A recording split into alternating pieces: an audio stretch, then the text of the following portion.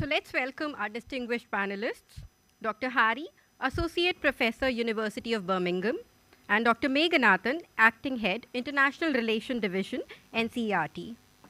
And of course, our moderator for the day, Ms. Gauri Puranik, British Council. Can we have all three of you on the stage, please? My name is Gauri, and I lead on the work that we do for schools in English in India, and that's why I was pretty tensed in the first part of the program. But we are so happy that all of you all are here, and welcome today. So nice to see a packed house. Thank you to all the teachers who have gathered here today. So to kick off with our first panel discussion, because the topic is about innovative pedagogy and curriculum, I'm just going to start by defining those two terms. So pedagogy is the method and practice of teaching, both with the theory and practice of it. And innovation is simply coming up with new ideas, methods, so that you add better value and impact to the end product. Now therein lies the crux of the entire discussion, because as human beings, when we are used to doing things in a certain way, certain methods, it's very difficult for us to adapt to any change or to innovate. And when you multiply that problem at a system level, at an education system level, where so many components are involved, it is definitely a challenge and a complex exercise. But fear not, we have a very good panel here today who is going to exactly address all these questions, issues. How does it work at the system level? How does it look? What does it mean in terms of curriculum assessments? So we are going to dive straight into our discussions, but before I move on, just to have regrets from Dr. Pragya, who is unwell and couldn't attend this panel discussion. We will very much miss her insights today. But we have with us Dr. Hari Kucha, who is an Associate Professor of Languages, Social Justice and Education, and Director of Masters of TESOL program at the University of Birmingham. He has also served as a consultant on different aspects of language policy and practice for the British Council, the Council of Europe, and Windy Trust International in different national contexts. Hari is a past president of the International Association of Teachers of English as an international language, and currently the chair of the British Council English Language Advisory Group, and also the chair of the Hornby Educational Trust. His research interests include English medium education in multilingual school contexts, language teacher education and professional development, and language education in challenging contexts. Welcome today, Professor Hari. And with us is Professor Ramanunjan Meghanathan. He is the Professor of English Language Education at the NCERT and the head of the International Relations Division. His expertise spans language proficiency, multilingual education, English language teaching, curriculum development, and teacher training. He played a key role in developing the National Curriculum Framework 2005 and led on textbook and curriculum reforms in the state of Rajasthan and other states as well. A prolific researcher and author, he has published extensively on language education and policy, including recent books like The Language Across the Curriculum 2019 and Knowledge, Education and Curriculum in 2022. He has also produced 200 plus English language videos for the NCERT. A Hornby scholar, he holds a PhD in ELT, multiple postgraduate degrees, and an MA in TESOL from Lancaster University. And for those who don't know, he is also a poet and has written quite a few poems in both Tamil and English. So I think the name of the book is Songs something, yeah. Songs of Silence, yeah. Thank you so much. Thank you so much for coming here today. So to start off with our discussion, because we are talking about innovative pedagogy and curriculum, I mean, besides the definition that was there at the start, from the perspective of your organization, sir, could you just throw light on what are you looking at when you think about innovative pedagogy and curriculum, and maybe share with us a few examples if possible? Yeah, thank you. Good morning, everybody. Yeah. So I do represent NCERT, and also some of the things which I will be saying here are my own, so need not be associated with my institution also. Having said that, National Education Policy, as my secretary and others underscored, is the guiding principle, and the follow of 2 documents. We had National Curriculum Framework for foundational stage and also for school education in general. This country today guarantees children from age 3 to age 18 a harmonious learning experience with safe well-being in and outside the school. So, for which one major prerogative is the pedagogy which happens in the classroom. So, the National Curriculum Framework and the other related documents, a huge number of documents have been produced based on lots of discussions, deliberations with each and every stakeholder and also parents. So, we place our pedagogies under the forte of engaging pedagogies. So, what does it mean by engaging pedagogies? Children work in language for language pedagogies. Let me say it again, work with and work in, that is what engagement with the languages, multilingualism, and also the concepts. So, the policy and the curriculum framework delineates the following pedagogies, new pedagogies. One is the toy-based pedagogy, and the second is related to that is the play-based pedagogy and experiential learning, to put it in the broader sense. So, in all this, experiential learning is the undercurrent. So, in the innovative pedagogies to teach languages together in tandem, that many languages, and teach the other concepts and ideas including mathematics and other things. So, the other content subjects, the pedagogy we propose now is engaging pedagogies, engaging for each and every child through interactions, through experience, play and play-based pedagogies. When we say experiential learning, let us also listen to what John Dewey said. We don't simply learn from experience, we learn from the reflection of the experience, on the experiences. That's what the best example is. We miss out in the traffic, somewhere we are about to collide with somebody, that is an experience. So, when we come back and we reflect on that, then we learn, okay, this is the way I shouldn't have done or I should have done. So, this is a kind of real life experience. The another thing is 2005 curriculum, we proposed a social construction of knowledge, social construction, constructivism as learning.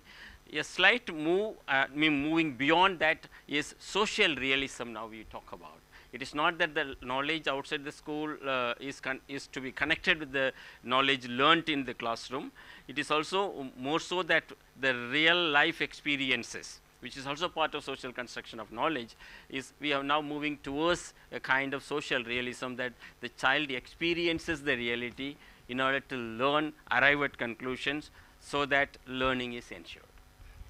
Thank you so much, sir. Dr. Harry? Right. I'm not particularly sure whether what I'm going to say represents my institution. I hope it does. Lucky there's no other person from the University of Birmingham here, so no one's going to go back and say this is what your staff said in India. Now look at curriculum as an organized set of courses, of content and learning experience that an educational institution offers its learners. It encompasses, for me, knowledge, skills, and attitudes that students are expected to develop through a period of time as they go through that institution. And that would include things like subject matter. What are we teaching our learners? What objectives or goals? Why are we teaching them all of this? What do we want them to do with this, to achieve as a result of that? It also includes how we teach, how we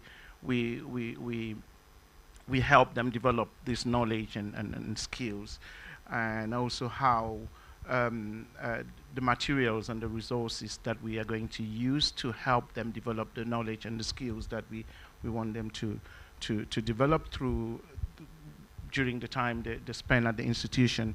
And of course, and very importantly, how are we going to measure the outcomes? So there are lots of things involved within the whole concept of curriculum. But beyond that, there's also an understanding that any educational institution exists within a cultural context, which could be a local or even national, and all these layers of existence around the educational institution tend to shape the way in which the curriculum is designed, shapes the way in which all these components that I talked about, assessment, the materials and the content, and the pedagogy, how all of that are enacted in the school environment. But there's also an aspect of curriculum that's not always visible, and that's the cultural influence of the context in which an institution operates on the school system. So there might be values in a community that are enacted consciously or unconsciously by the participants, say students and learners, and that also informs the curriculum. So for example, if children are taught not to dispute what the perspective of an elderly person, to be quiet when adults are speaking, they take that to the classroom. And so we might blame them for being too quiet, for not speaking, but that is something that is developed at home. And that's why it's important that an educational system is in sync with the context within which it is, and that opportunities are given for parents and the local communities to be part of the educational system, so they can understand how the community influences the educational system and how the educational system might in turn shape the community. And that can only be achieved if the language of school corresponds with the language that the parents speak, so they understand. Where I come from, we call a school Ndugukumwatso, which is the house of book, okay? Because historically, that is where people left their parents. We left our daily activities, we left our farming and our hunting and our cattle rearing to go and sit somewhere and learn what was technically the white man's book, right? And because we called that the house of school, that was the place where people went to and disconnected from the community. And part of that disconnection was created by the language of formal education. And I'm really glad that India and the other countries, South Africa, are beginning to return to mother tongue, things like mother tongue-based multilingual education or English alongside mother tongues, to re-establish that connection, especially at the primary level, because whatever curriculum we develop, if there is no sync between the community and the school system, there is always going to be a problem. And very nice things to reflect on, especially the part where you said it's also about the behaviors that you want to inculcate in the students and the attitudes you want. And on that point, Dr. Meghanathan, if I can come to a question for you. I think the National Curriculum Framework, which has come out recently, is all about ensuring that it's interdisciplinary, it's agile, it's flexible. But could you just throw a little bit of light on what exactly does this mean and translate in the classroom? How is it going to ensure that there is inquiry, there is critical thinking, there is problem solving with the student? How is the curriculum enabling that in practice in the classroom? Yeah, thank you for that. We are right now involved in the development of textbooks and other materials. One is the undercurrent of the, if you look at the goals of the policy and also the goals set by both the curricular frameworks, one of them is critical perspective on the part of the teacher. For language education, these documents attempt to develop a kind of critical language awareness in the context of multilingualism for language promotion. The other one is the activities and the task and the ideas, concepts we present in the textbook in the form of knowledge, quote unquote, whether it is powerful knowledge or not so powerful knowledge. That distinction has been broken now.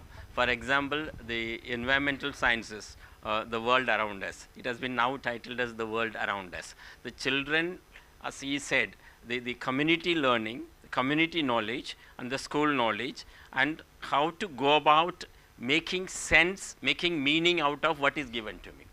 This is one aspect. The texts and the narratives we are chosen for the language textbooks are also promoting a kind of critical understanding, so that children understand the contemporary issues, language, and the perspective, develop a perspective in order to cope with the current societal demands. One, of course, the job demands later.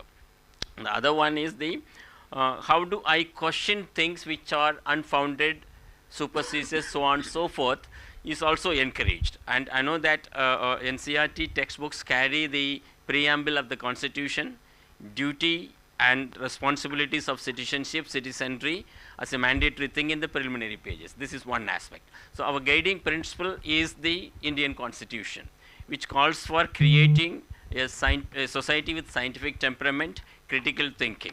So we also we are also trying to embed, as we did in 2005, critical pedagogy as an inherent component of children. So let me go back again to mention that critical language awareness. So for example, the speakers in the inaugural mentioned multilingualism many a time, but what we end up in the school classroom as part of three language formula is it's multi-language teaching. Languages are taught in discrete compartments. English teacher would not see what happens in Hindi classroom. We are coming out of it. This is one critical language understanding on the part of the teacher, because the policy and the curriculum frameworks advocate that at the philosophical level and also at the pedagogical level. So this understanding leads to a kind of inquiry. This is language aspect, language education. And also in science, mathematics education, at the philosophical level, the curriculum framework talk about inquiry-based approach, which can happen only through experiential learning. But not everything happens through experience. And we also know that all the what's the theory of relativity, most of them Einstein proposed without any laboratory experiment. The things can also happen, that mental faculty also. So the critical awareness is the base, the core, from where that critical thinking develops. And we have placed the content selection, the processes, the pedagogies accordingly. So this, how do I use the languages of children in the classroom to take up one particular thing? For example, storytelling, the small document which we have brought out, it has a multilingual storytelling, multilingual vocabulary teaching, and someone mentioned about these primers also. So now the other thing we have attempted to do is the well-being of children, which yesterday in NCERT Jacopo mentioned. It's not health and well-being. My language is there, makes me feel fine, my self-esteem. This is what. So the critical inquiry-based learning through a process, we call it process-based approach for arriving at an informed understanding or conclusion and decision. So this has been advocated through various multi-pronged approaches. Of course, in the material, most of you must have been aware, who are here teachers, particularly the Jadu Pitara, which is now available in 22 plus English, 23 languages. We are also attempting to develop in that 124 languages mentioned. It's a huge thing, and I'm also part of it proudly. That the constraints also is an issue which makes us to question, leads to again kind of inquiry-based learning for us, so that we imbibe that.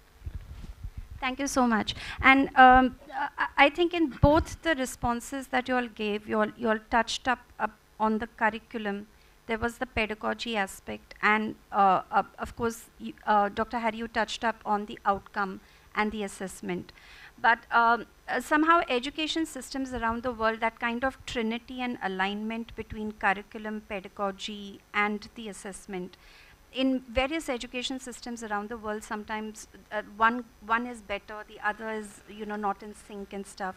So what is really the way that you can achieve coherence between the curriculum that you devise, the frameworks that you devise, the pedagogy and the practice that happens in the classroom, and the assessment, and that loop kind of going in circle for better feedback over and over again? How is that possible? Any reflections on that? You want to go ahead, Dr. Harry? Okay. Yeah. Yeah, I spent some very exciting years of my youth teaching in primary and secondary schools, and then eventually becoming a teacher trainer. And then that was punctuated by about 8 years of misery working as a bureaucrat in the ministry developing policy, which actually meant that the minister, I still remember going to my minister, because I was National Pedagogic Inspector for Bilingual Education, and saying, Your Excellency, this doesn't work, and I don't think we should be promoting this. And my minister then, bless her, we lost her a few years ago, told me, my job is to make the decisions. Your job is to make sure that those decisions are implemented quite well. So sometimes that's what being a policymaker in my home country, Cameroon, means. But my experience working in the ministry taught me that the easy target is the pedagogy. I think it's, because of the power hierarchies within educational system, it's easier to say, okay, we are going to ask teachers to do this. And without really thinking through who teachers are and who teachers interact with on a daily basis. What that means is that if what we want teachers to do fails, we can then blame it on the teachers and not blame it on ourselves for not thinking things through and for not working together with teachers, and I would argue with learners, to think about what works best for a local context. And that's always unfortunately driven by external funding. So there is a pot of money from an international organization to bring some innovative way of doing things from a particular part of the world, and we jump into it without thinking about what is compatible to our own context. The sad thing is that the assessment and very often the curriculum remain the same. So in Cameroon, for example, so many years ago, before I'm sure some people here were born, the teachers were told to implement something called the competency-based approach, because we had funding from 2 international organizations. And as it works in the ministry, we give, there is a key person with this organization and another one with another organization because of the money involved. And I've been at a teacher training event where the contact person for one organization is saying something completely different from the contact person from the other organization about the same competency-based approach. And teachers were frustrated because they had not thought through the processes. We're running after the money so we could get that in the hope of improving the educational system. So teachers are asked to teach in a particular way, but the curriculum doesn't change to reflect that. The assessment is still all the same. So if students are going to be interacting, if they're going to be talking a lot to develop their proficiency, and we are testing them through grammar, vocabulary, assessments, they're not going to be interested. So the teacher is always the victim, one way or the other. So I think to establish that sync, maybe we need to start from the more powerful components of reform.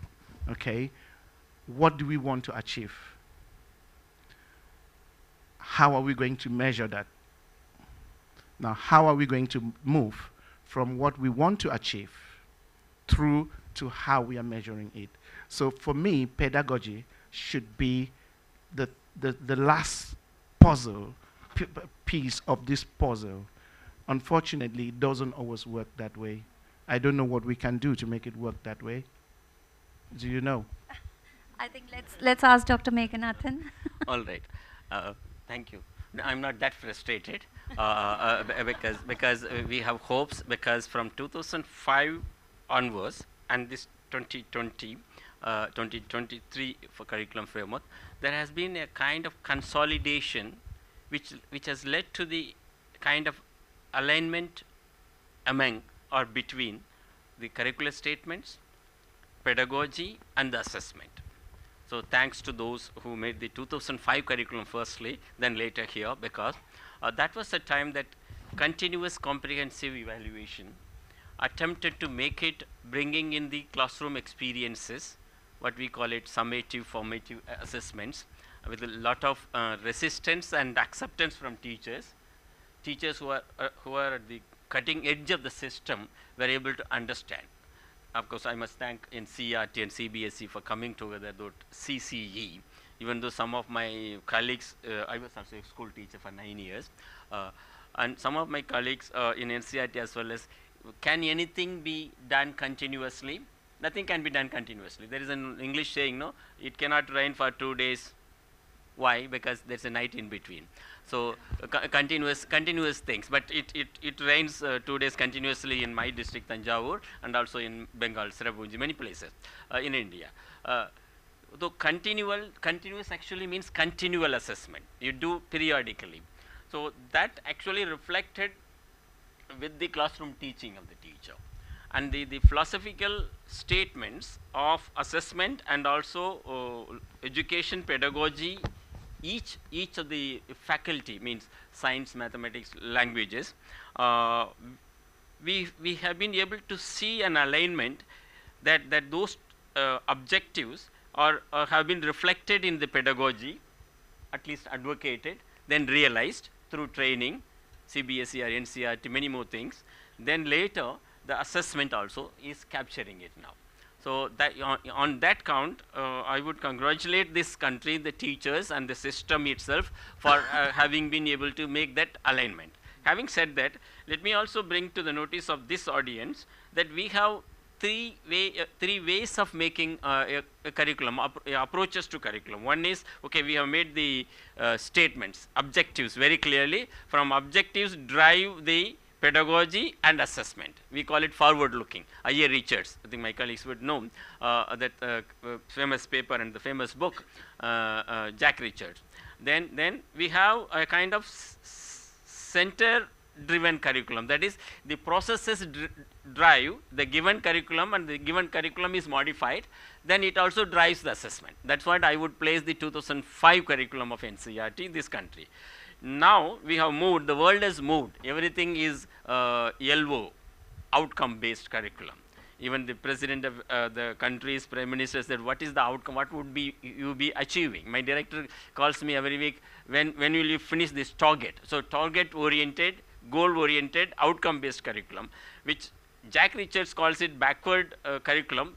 That it has nothing to do with backwardness, moving from learning outcome to this one. So this 2020 policy is very conscious of that. So can we set goals along with the objectives and also provide them competencies? If you look at that huge bulk document, National Curriculum Framework for School Education, it gives illustrative goals, curricular goals, competencies as well as outcomes, and giving to the teacher, you further elaborate it and achieve it. So in that case, philosophically as well as pedagogically, there is an alignment between these two, which is a success of this country's educational journey, and also it depends on those people who are sitting practicing teacher to see that every child learns. That's what the aim of it. Thank you so much, sir, for that.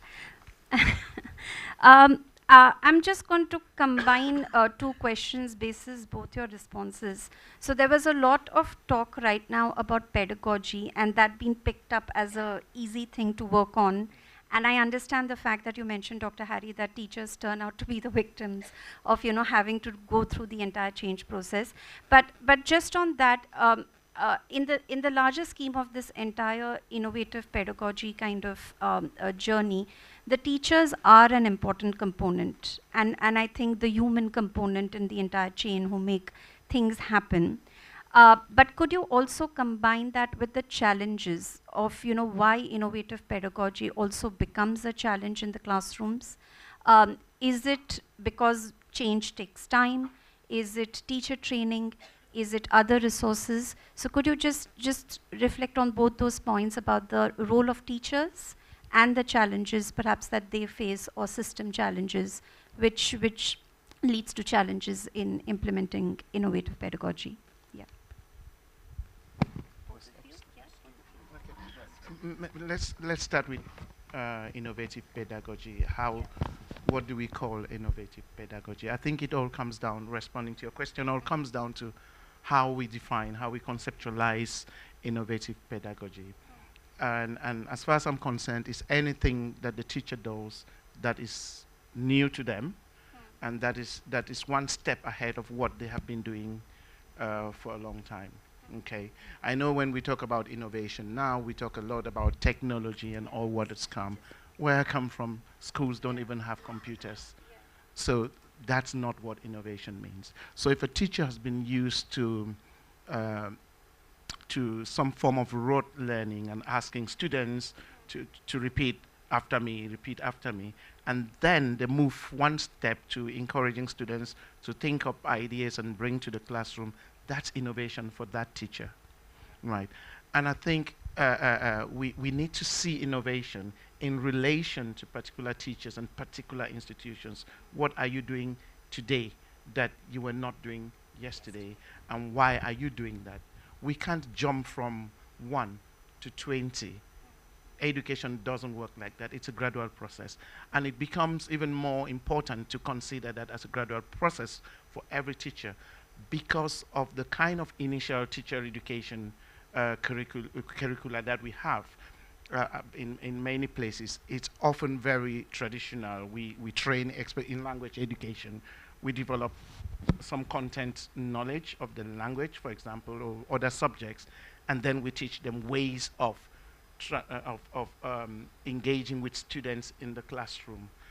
And I've been to many parts of Africa, about 23 different African countries, and observed teacher education programs where, for example, teachers are given a lecture on interactive approaches to teaching with nothing actually interactive in that session.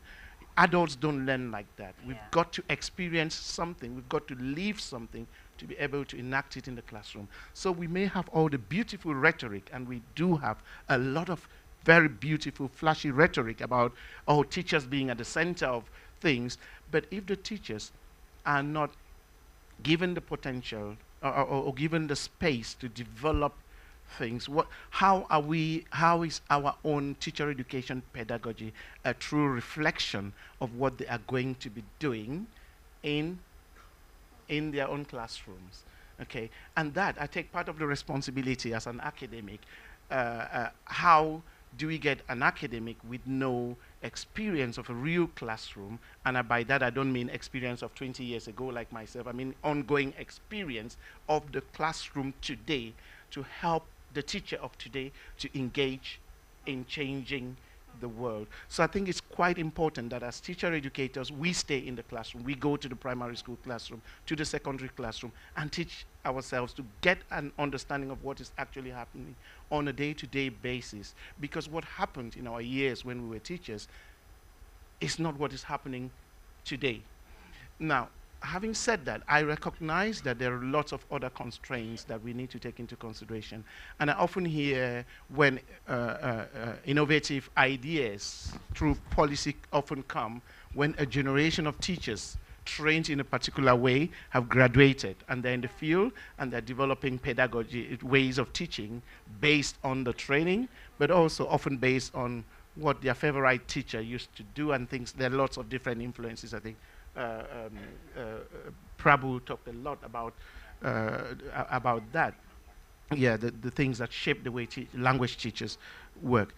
And then a new idea comes, and we want to go and train teachers, and we want to empower teachers to do creative things.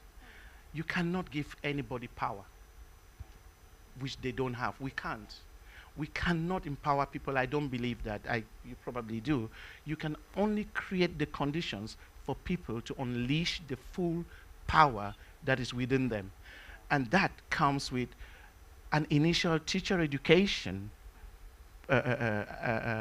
pedagogy that supports teachers in becoming creative, reflective, but also empathetic people, because a lot of our pedagogy can change if we have empathy for the students that we have in our classroom. I observed a classroom in Cameroon, and the teacher, I noticed, that was part of my PhD research many years ago, and the teacher was, because they are told, I was a national inspector when I did my pedagogy, but I did go to classrooms and teach with teachers, so it was easy for them to do what they wanted to do, well, fairly, or so I believe.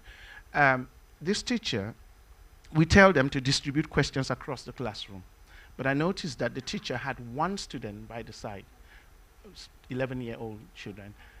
She would ask him the first question, and then the next question goes to another person, and the third question comes back, the fourth to another student, the fifth back to that student. So that student was overloaded. Now, as an inspector, observing that teacher, I would tick that teacher off. Okay?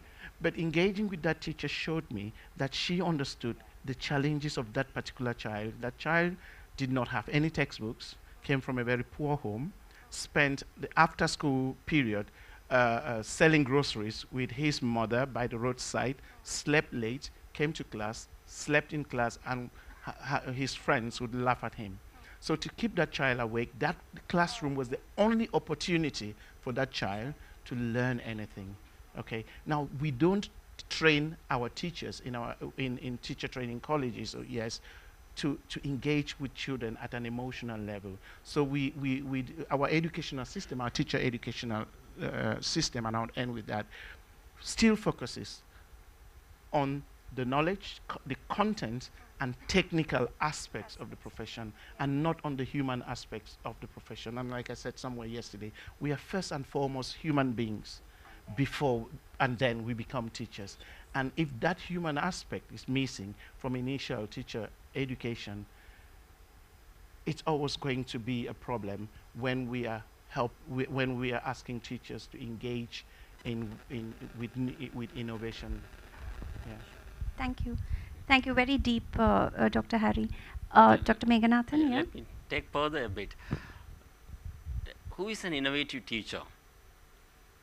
I have some dictum. Don't teach the way you were taught. Secretary of Education also said that indirectly. Why? Because it's not that our teachers were bad. No. The time they taught and the time we teach are different. Number one.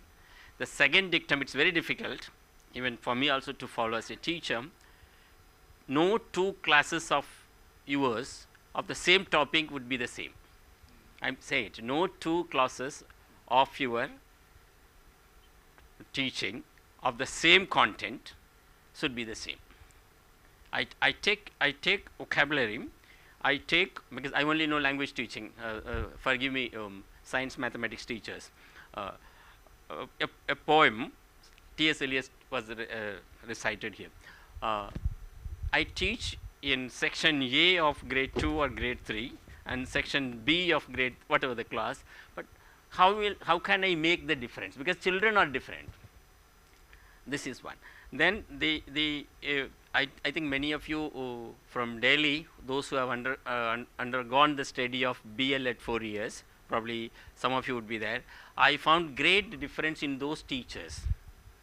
Particularly when I interview them, sometimes I'm scared of being on board of the interview, and I don't know if few people also there, they also produce teachers, and because the pedagogy they undergo and the experience which Hari was talking about, they are attached with the rural slum people for 3 to 6 months, and these children who mostly come from upper middle class, because you have to secure a great percentage to enter into Delhi colleges. Believe me, even today that is the case.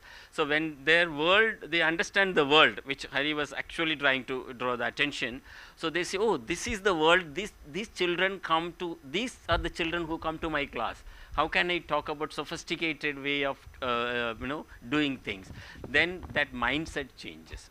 So the third thing is the change of mindset. So in order to effect an innovation, innovative pedagogy, something other factors involved. The last thing is how far I am a learning teacher. I continue to learn from. So see that we receive NCERT faculty. Professor Srikanth is also there, is heading a big institute there. So every day I receive a call. This is the problem. How do I do it? And last week was, and you were saying that memorization, children should not memorize anything. We have a recitation competition. I said, we never said rote memorization is wrong in one way. And we said memorization is not wrong. Memory is important. We are humans. So in that case, innovation is in the heart of the teacher, which actually driven from many forces. That's what we saw that the British school. I also had been to that school. Many of the activities, outside classroom activities, are innovations which actually equip them learners to acquire something. That's what socio-emotional skill including. So how do that? And the last thing about the teacher is how the well-being of the teacher himself or herself. And I praised about the Delhi teachers. And when we move to class 9 in Delhi, government schools, I think there are schools, I think many of you from Delhi, there are schools with 8,000 strength. So how do I manage that? And how the teacher is treated there in the classroom. There are 80, 90 children in class 9. So how do I do that? So there are other external forces also affect the teacher's innovative capacities. Thank you so much for that. And may I just ask the audience to start keeping your questions ready as I post a very last short question to both the panelists, and if the mics could be in position. So because Dr. Harry, you touched on a very interesting point that many a times teachers confuse innovation with the use of technology in the classroom. And just quick, if you had to, because a lot of teachers are there in our audience today as well, if you had to give a quick advice about this, not to confuse technology with innovation to the teachers here and to wider audiences who will listen to you later, what would it be? Sometimes is it better to be just on the board and the chalk, or should you encourage technology? What's the mix that you should go in for? And is that innovation in a way at all?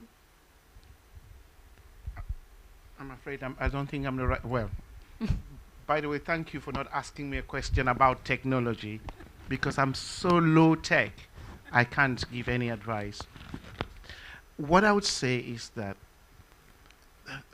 one of the wealthiest tribes in Cameroon is called the Bamileke tribe.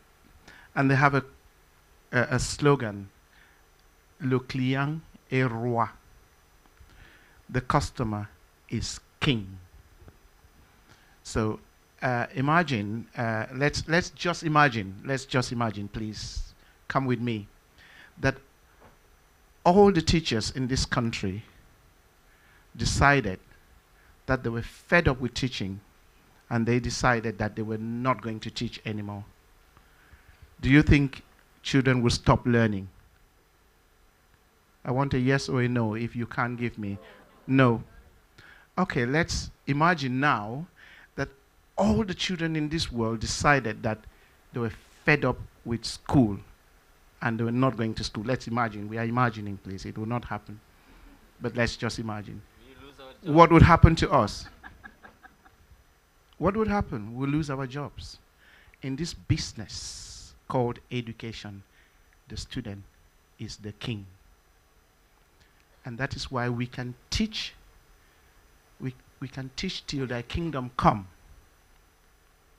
If learners don't learn, then we achieve nothing. And that is why even the best teachers still have students who fail. But when students decide to learn, even the worst teachers have students who succeed. So in this business, the king and the queen are the students. For me, whatever works with the students, engages them, and helps them to develop ideas, to question, to challenge, to confront ideas and develop new ideas, okay? And to be excited about it is innovation. Good for that. Yes, Let me yeah. also respond. I'm also a non-tech person. However,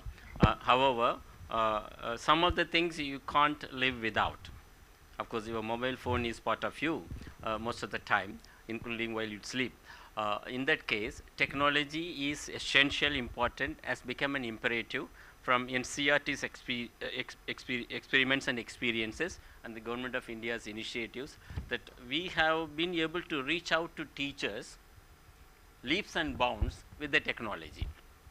And of course, it has its own limitations. Our training of teachers through our Nishta program, we have been able to almost touch upon every teacher. That one, the way we provide materials from the teachers, it comes from the teachers, collaboration with the teachers, the Diksha portal. I have become a YouTuber with silver button because of technology. And all the videos I developed. He's a celebrity, by the way. I use his videos. I use his videos with my master's students. This one. And very interestingly, 2 doctoral dissertations were done on, have been done on my video, which I thought they are bad. So that means bad can also be an illustration for the other side. No, but what I'm saying is that this video is not technology, great technology. But however, even this video programs, NCRT runs 12 channels, each class 1 channel, and we also have live programs, and we also have interactive AR, VR, all those things. But children are interested in technology, rightly or wrongly. And one collocation activity using that, mind map, concept map, will enable them to acquire vocabulary, that the innovative engaging pedagogy. The other thing is the technology has helped us in documenting the 124 languages which my secretary talked about. It's available to anybody. Interestingly, it is available to NRIs outside. They are learning. And we are going to launch courses. This Bhasha Sangam, all of you must have been aware of. 100 sentences in the 22 languages. Now children are learning.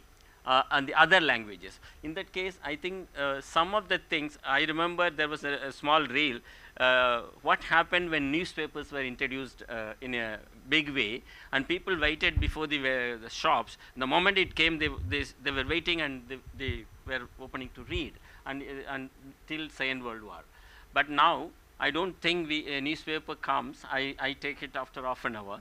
And my son never wants to see that, and he reads from the backward, that is the sports column. Now, but everyone sees this. And any messages. It also has. Andy Hargreaves says that beware of media garbage. That is one aspect.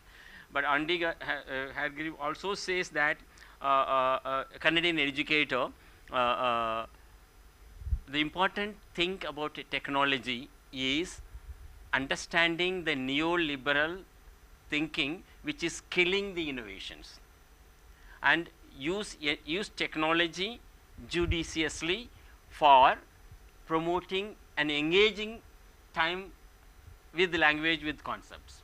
That's all. Thank you. Thank you so much for that, sir. Over to the audience. Any questions? We have about 5 to 6 minutes. This gentleman here. Could I request the audience to please keep your questions to the point? My question is to Dr. R. Meghanathan. So, as we are talking about the innovation, pedagogy, and curriculum design, both are very important aspects. And when we say innovation, as you have talked about the edtech, right? So, sir, now the era we are having, it is AI, right? And when somebody say AI is quite ahead, then it has a boost up the things. So, how you find technology has revolutionized the things? I'm not saying replacing the thing. How revolutionizing one thing, and how it will be helping pedagogy and curriculum design enhancement to the next level, and from the foundation of the student from 3 to 8 and 18 to 18, both the spaces. Why? Because when a student is going to the school, so the foundation learning is very much important, or I say the early childhood education is very much important. And if I compare India, because comparison always there for the developed nation with the developing. So when we say India is good at, or somewhere we have students with like I will say from the kindergarten to that, the bags are very heavy and their class size is very big. And if I compare with Finnish, so their level of attainability is totally different. If I talk about Japan, it's totally different. Why we are not at par with them to certain extent. I am not saying NEP is not doing a good thing, but why we are not at par? If we 1.5 billion is strong, or we are still on the population calculating. China is also there. They are second populous, but how they have managed their things altogether. Yeah. Thank you for that. Dr. Meghanathan. So first of all, one caveat. That caveat is curriculum design is not revolutionized by technology or AI. It should not. One thing it can do, I may use ChatGPT, write a paper for me on curriculum development. That's the thing. That's a fraud. All right. So curriculum development happens in the minds of teachers. Curriculum change in the minds of teachers, as a whole society, community he was bringing in. And why? Let us take one example. Vocational education. It has been a failure in this country. Sorry to say that. Kothari Commission talked about 1960s. We talked about National Education Commission, SUPW, socially useful productive work. Now we talk about skill. This transformation has come from the same thing in one way. This transformation, the change has come from the demand of the society. Now, NCF 2023 has made it mandatory that vocational education textbook, hand, head, heart, what Mahatma Gandhi said, then it is finding a place. It did not happen because of technology. It's a socially driven demand. Of course, technology influenced that. Educationists, teachers, we have done it. And the second thing, pedagogy is changing with the use of technology. Suppose a video can be shown by the teacher, number one. Number two, we have a technology now, my own symbol show. I should not be saying any particular software. My own symbol show. You write the dialogue, you supply the pictures, and you choose your voice. And in 5 minutes, your video is available. We try to do it in class 7 children, having made them familiar within 5-10 minutes. So you have to write a dialogue for with the shopkeeper. I want to have this, whatever the language, and within 5 minutes the video is ready, and there are about 20 children, 20 videos ready. So this is a pedagogy. He was talking about interaction has to take place, and children were made to sit in groups of 4, formulate the dialogue, think about it, mull over it, interact, reflect, then they did it. So this is one. So technology will do that, but at the same time, technology per se would not be doing. Our comparison with Finland, other countries, and I think any of you have been to China.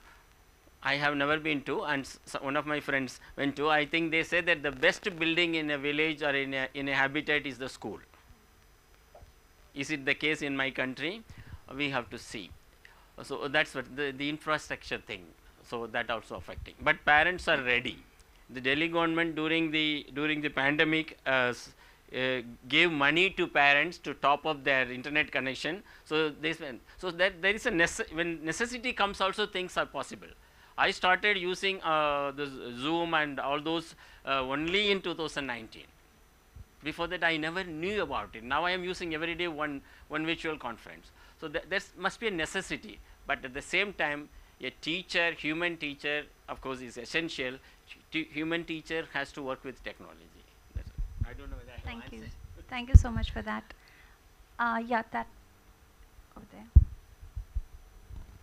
My question is what role can the parents and the community play in the implementation of innovative pedagogies, and how can the schools ensure their active participation? To whom? The question is to whom? The question is specifically to any Mr. parent. Ranganathan? Oh, sorry, Meghanathan. I'm so sorry. Go back to NCRT. Okay. All right. One is the mindset and societal change. Parents, one thing has been clear. When I was in primary school, I don't want to be nostalgic, however, my elder sister, when she crossed class 8th, was not allowed to go to the school because class 9 was there. It was the middle school. Now, every parent wants the child to be in school, one. Second is, every parent also wants the child to learn. Nobody says that. The third thing is, every parent wants English medium. That's another question. So, mindset change of the community parents will do. I think almost every household today has this phone. I think almost every, not if not this phone, some sort of device. I think they are encouraging, and there is some difference whether the technology is used by misused by children. And I think at an average, every Indian child uses I think 3 hours of this phone. So parents are aware, parents are encouraging. Community is bothered about the creation of resources that we expect the government to do. And so we go to the best school paying 1 lakh, 2 lakh, whatever the thing. So where the facilities are available. I think I don't think there is any apprehension among parents and society in the acceptance of technology. In fact, they are happy about it. But how they also need to be counseled, regulated, what for purpose this is being used. Thank you. We are going to take the last question, please. The last question.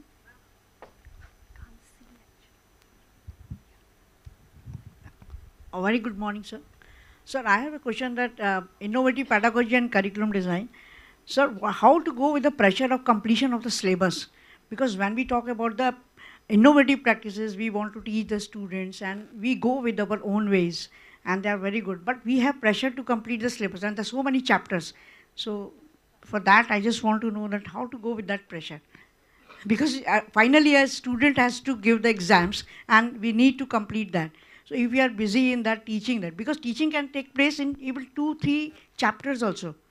If we want to teach them language, so I don't think that we need to teach them 10 chapters for 9 chapters and all. So that, how to go about it? Thank you, sir. This one, reduction of curriculum load has been achieved. Achieved in the sense, even 2005 curriculum, one of the guiding principles was reduction of curriculum load. And after 2014, this current political understanding, in 2016 onwards, each of the textbooks of NCERT, 2 to 3 lessons have been reduced. Even I agitated because language textbooks have been half of them were reduced. We also have content to engage with. That is one. And there is no pressure. I can Professor Srikanth is here. He is an assessment expert.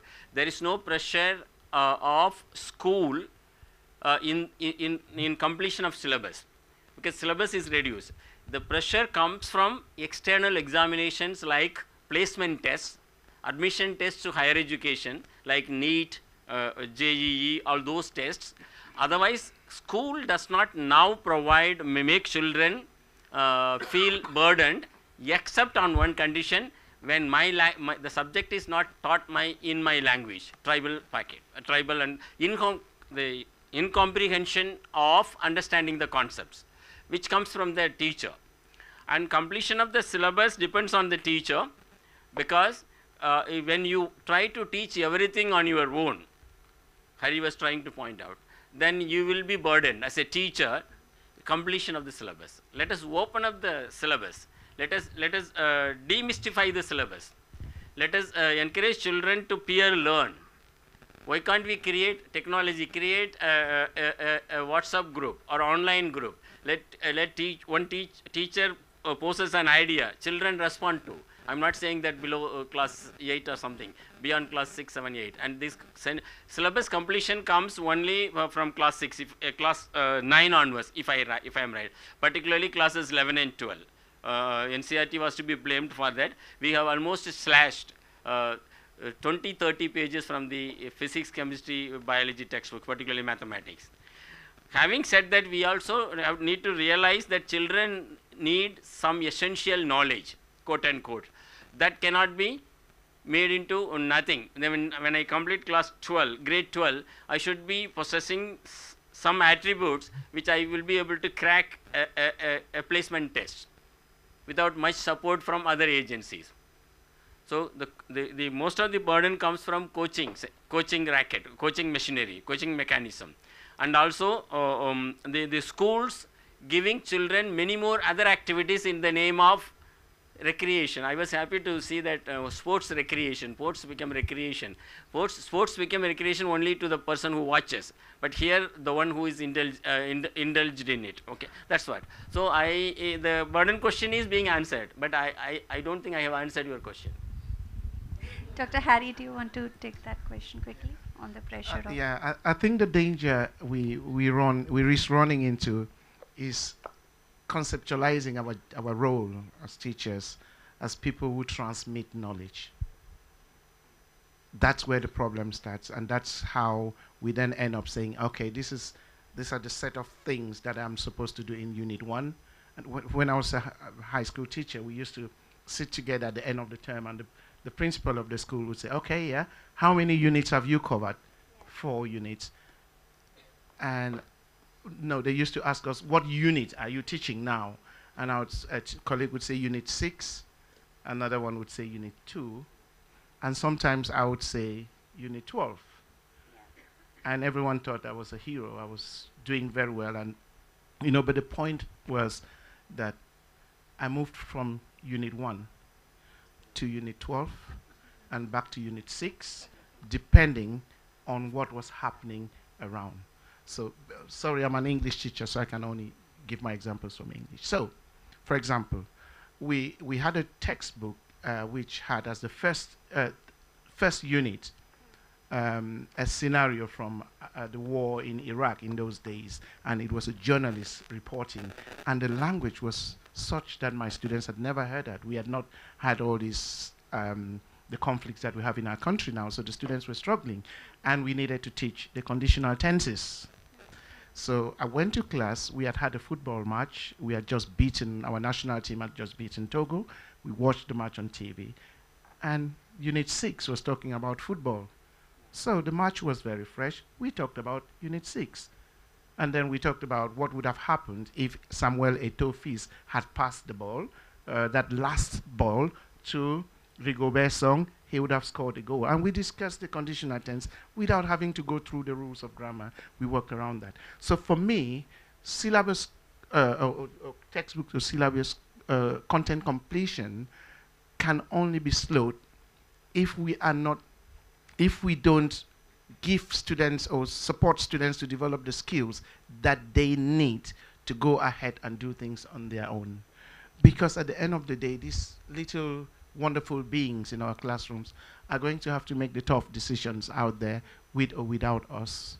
So if we think that we are transmitting knowledge and we must do exactly what we should do, and that's all they should do, without giving them the space to be teachers themselves, teachers of each other, so they can develop their own knowledge, we are always going to be stuck. So please for me, I would say, give them part of the responsibility, and you don't just give it, you help them develop ownership of the educational process gradually, so that by the time you've gone to the 4th, 5th week, you've developed a classroom culture. And I do that with my MA students. So when we start a semester or a module, I ask them to write just post-it notes.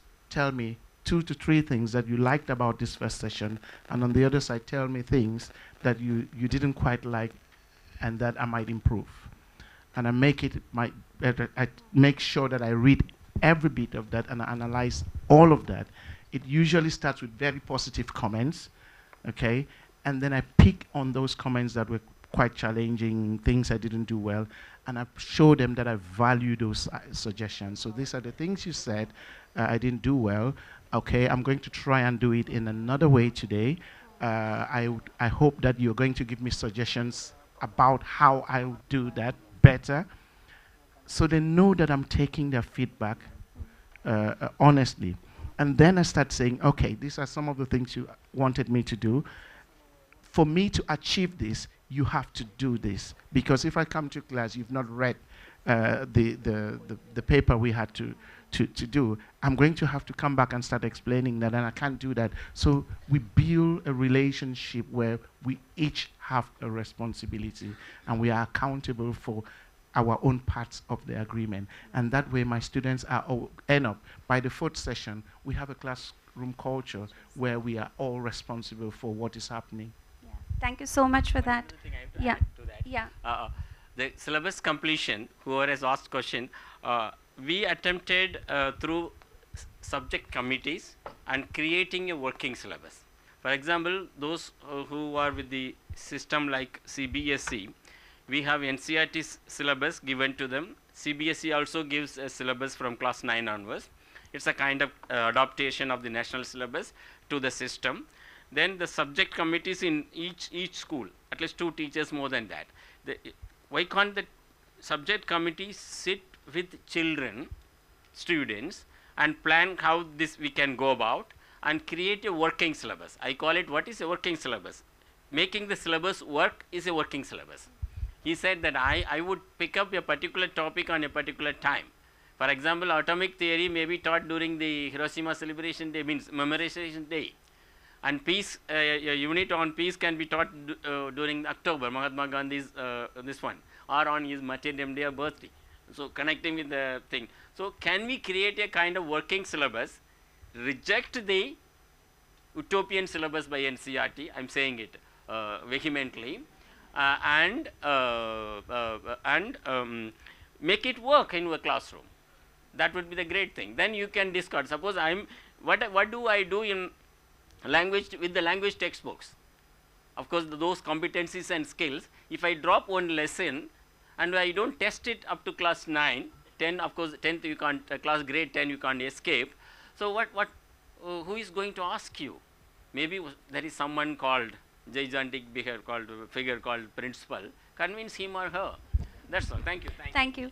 So, but having said that, we do appreciate all the work that NCERT has done with all the frameworks, resources. So yes, just to sum it all up, I think there were quite a few insights shared, but the most important one, the context is very important when you talk about innovative pedagogy and curriculum. So always do whatever it is considering the context. The second part was that your planning should be outcome based. What is it that you want to achieve in the classroom?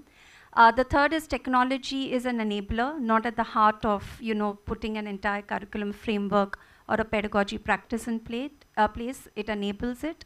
And I think last and the most important one, be a human before you are a teacher, and come from the place of empathy. Thank you so much. Thank you.